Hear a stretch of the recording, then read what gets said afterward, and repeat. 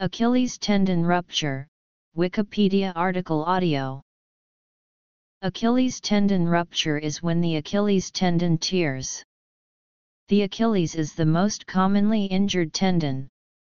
Rupture can occur while performing actions requiring explosive acceleration, such as pushing off or jumping. The male-to-female ratio for Achilles tendon rupture varies between 7:1 and 4:1 across various studies. The Achilles tendon is most commonly injured by sudden plantar flexion or dorsiflexion of the ankle, or by forced dorsiflexion of the ankle outside its normal range of motion. Causes. Anatomy. Other mechanisms by which the Achilles can be torn involve sudden direct trauma to the tendon, or sudden activation of the Achilles after atrophy from prolonged periods of inactivity.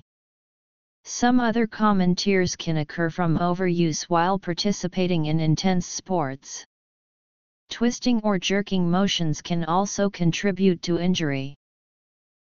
Fluoroquinolone antibiotics, famously ciprofloxacin, are known to increase the risk of tendon rupture, particularly Achilles.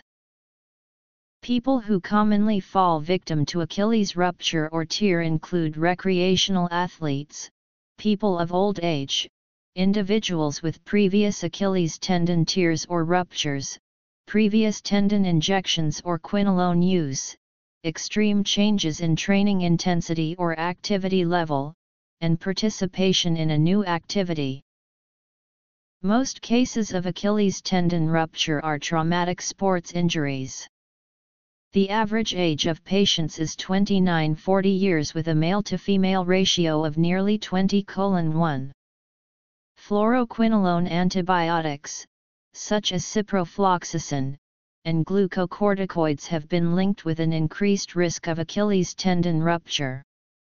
For fluoroquinolone antibiotics, the risk of a tendon rupture is 1:12:31 and 1:66 for Achilles tendinitis. Direct steroid injections into the tendon have also been linked to rupture. Quinolone use has been associated with Achilles tendinitis and Achilles tendon ruptures for some time. Quinolones are antibacterial agents that act at the level of DNA by inhibiting DNA gyrase. DNA gyrase is an enzyme used to unwind double-stranded DNA, which is essential to DNA replication.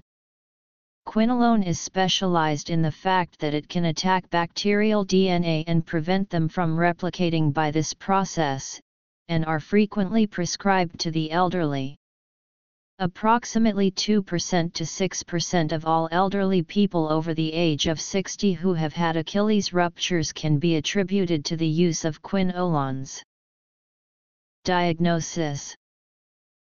The Achilles tendon is the strongest and thickest tendon in the body, connecting the gastrocnemius, soleus, and plantaris to the calcaneus. It is approximately 15 cm long and begins near the middle portion of the calf. Contraction of the gastrosoleus plantar flexes the foot, enabling such activities as walking, jumping, and running. The Achilles tendon receives its blood supply from its musculotendinous junction with the triceps suri and its innervation from the sural nerve and to a lesser degree from the tibial nerve. Diagnosis is made by clinical history. Typically people say it feels like being kicked or shot behind the ankle. Upon examination, a gap may be felt just above the heel unless swelling has filled the gap, and the Simmons test will be positive. Squeezing the calf muscles of the affected side while the patient lies prone, face down, with his feet hanging loose results in no movement of the foot, while movement is expected with an intact Achilles tendon and should be observable upon manipulation of the uninvolved calf. Walking will usually be severely impaired, as the patient will be unable to step off the ground using the injured leg. The patient will also be unable to stand up on the toes of that leg, and pointing the foot downward will be impaired. Pain may be severe, and swelling is common. Imaging. Sometimes an ultrasound scan may be required to clarify or confirm the diagnosis and is recommended over MRI. MRI is generally not needed. Musculoskeletal ultrasonography can be used to determine the tendon thickness, character, and presence of a tear.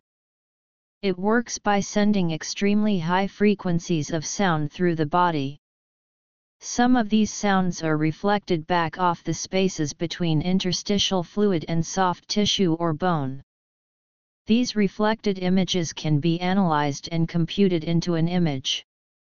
These images are captured in real time and can be very helpful in detecting movement of the tendon and visualizing possible injuries or tears. This device makes it very easy to spot structural damages to soft tissues, and consistent method of detecting this type of injury. This imaging modality is inexpensive, involves no ionizing radiation and, in the hands of skilled ultrasonographers, may be very reliable. MRI can be used to discern incomplete ruptures from degeneration of the Achilles tendon, and MRI can also distinguish between peritendinitis, tendinosis, and bursitis. This technique uses a strong uniform magnetic field to align millions of protons running through the body. These protons are then bombarded with radio waves that knock some of them out of alignment. When these protons return, they emit their own unique radio waves that can be analyzed by a computer in 3D to create sharp cross-sectional image of the area of interest. MRI can provide unparalleled contrast in soft tissue for an extremely high-quality photograph, making it easy for technicians to spot tears and other injuries. Treatment. Radiography can also be used to indirectly identify Achilles tears. Radiography uses X-rays to analyze the point of injury. This is not very effective at identifying injuries to soft tissue. X-rays are created when high-energy electrons hit a metal source. X-ray images are acquired by utilizing the different attenuation characteristics of dense and less dense tissues when these rays pass through tissue and are captured on film. X-rays are generally exposed to optimize visualization of dense objects such as bone, while soft tissue remains relatively undifferentiated in the background. Radiography has little role in assessment of Achilles tendon injury and is more useful for ruling out other injuries such as calcaneal fractures. Surgery. Treatment options for an Achilles tendon rupture include surgical and non-surgical approaches. Among the medical profession, opinions are divided what is to be preferred. Rehabilitation. Non-surgical management traditionally was selected for minor ruptures, less active patients, and those with medical conditions that prevent them from undergoing surgery.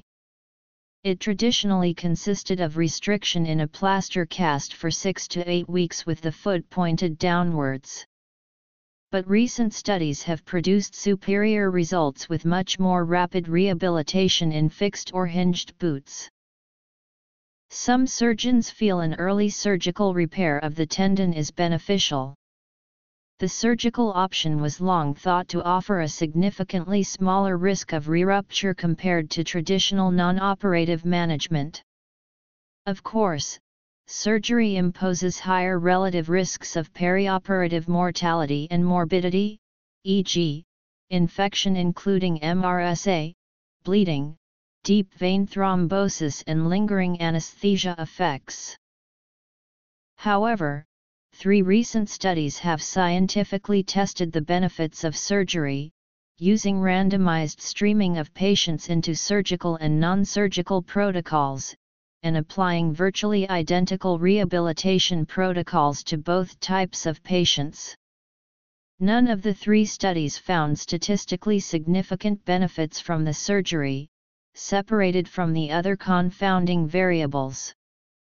They all produced reasonably comparable results in re-rupture rates, strength, and range of motion, while most have reaffirmed the greater complication rate from surgery.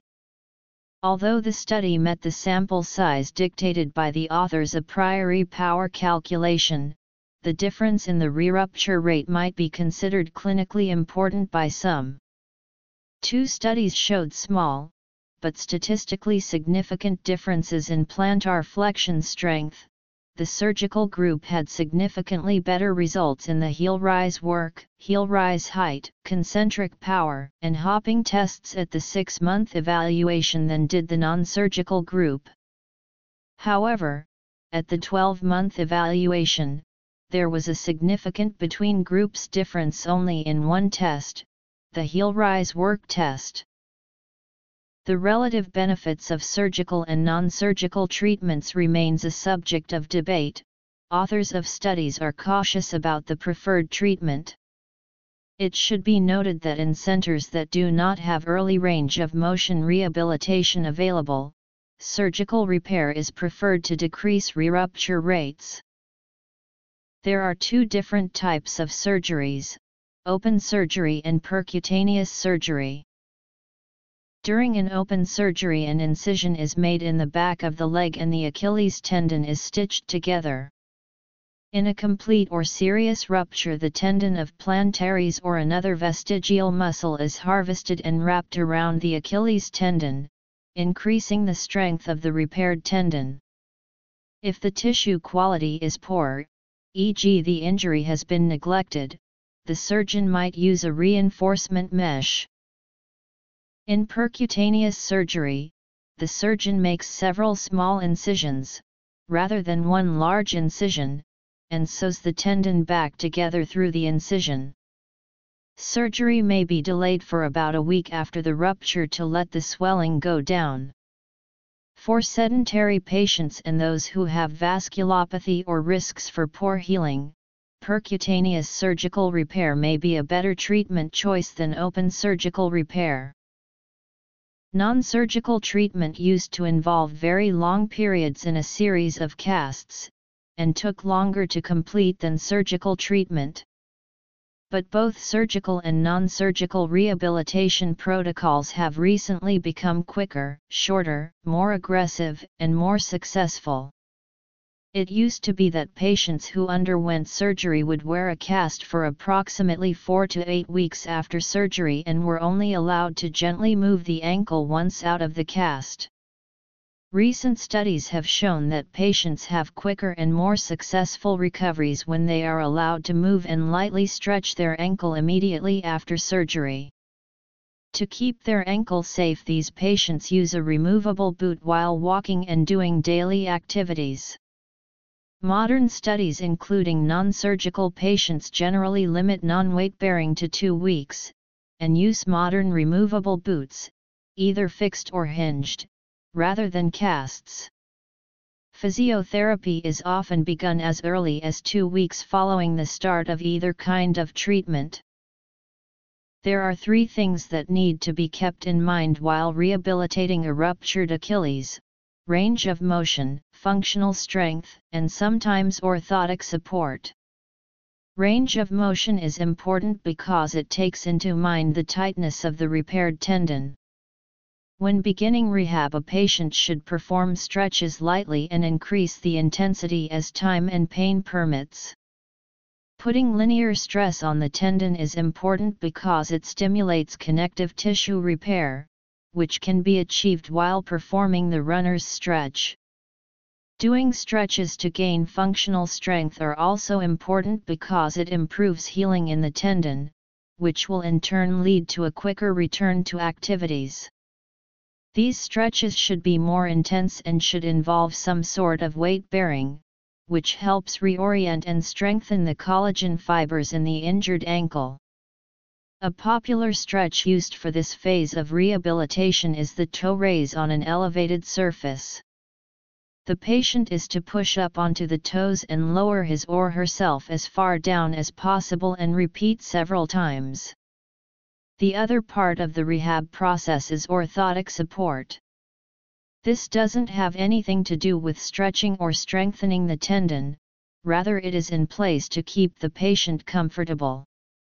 These are custom-made inserts that fit into the patient's shoe and help with proper pronation of the foot, which is otherwise a problem that can lead to problems with the Achilles. To briefly summarize the steps of rehabilitating a ruptured Achilles tendon, you should begin with range of motion type stretching. This will allow the ankle to get used to moving again and get ready for weight-bearing activities. Then there is functional strength. This is where weight-bearing should begin in order to start strengthening the tendon and getting it ready to perform daily activities and eventually in athletic situations.